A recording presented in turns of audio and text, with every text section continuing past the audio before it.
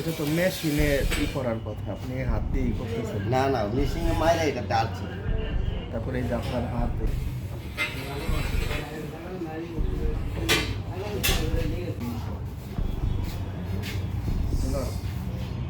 মায়ের তো হয়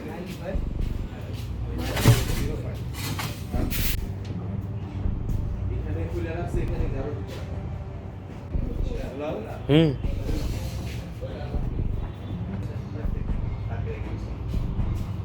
এগুলো কতদিন ধরে ফেলা যায়?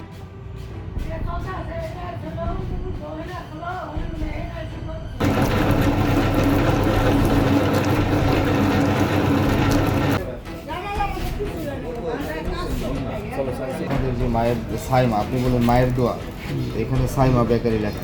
সাইমা বেকারি ইয়ে থেকে আনা, মানে যেখান থেকে আনে সেখান থেকে আমাদের আসলে মায়ের দোয়া বেকারি, মানে মায়ের দোয়া বেকারি, কিন্তু ব্র্যান্ড হলো সাইমা স্টিকার কিনে আনে। ঠিক আছে।